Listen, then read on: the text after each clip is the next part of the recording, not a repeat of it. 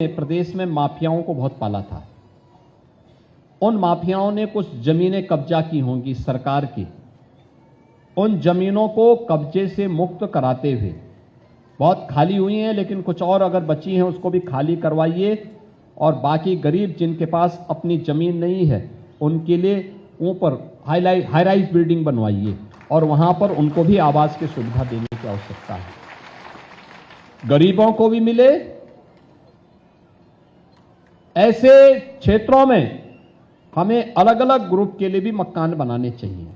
गरीब के लिए तो आवास पहली प्राथमिकता है, लेकिन अधिवक्ताओं को भी मिले, चिकित्सकों को भी बने, शिक्षकों के लिए भी बने, पत्रकारों के लिए भी बने। आखिर पत्रकार कहां जाएगा, क्योंकि दिन भर भटकता है न्यूज के लिए। तो कम से कम हर नगर में उसके लिए एक आवास की सुविधा, अगर सस्ते में आवास उपलब्ध हो जाता है तो कम से कम उसके पास भी अपना एक ठौर ठिकाना हो जाएगा। ये सभी सुविधा हर नगर में हमें करनी चाहिए, हर जनपद में करनी चाहिए। कम से कम जनपद स्तर पर हम पहली बार इसको करेंगे। मैसेज अलग होगा। माफिया से मुक्त कराई भूमि पर गरीब का मकान बन रहा है, पत्रकार का मकान बन रहा है, अधिवक्ता का मकान बन रहा है, शिक्षक का मकान बन रहा है, चिकित्सक का मकान बन रहा है। उसका अपना मजा होगा, एक मैसेज भी होगा पूरे प्रदेश के अंदर, पूरे देश के अंदर। और आवश्यकता पड़ती है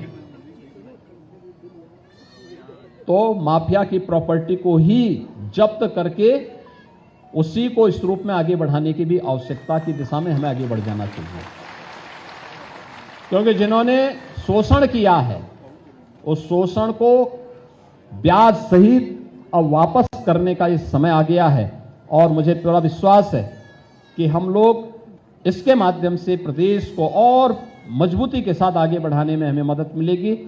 एक बार फिर से प्रधानमंत्री आवास योजना के 90,000 से अधिक लाभार्थियों को आज नवरात्रि के पहले इस सुविधा का लाभ प्रदान करने के लिए नगर विकास को, आवास विकास विभाग को मैं हृदय से, आवास विकास को मैं हृदय से बधाई देता हूं।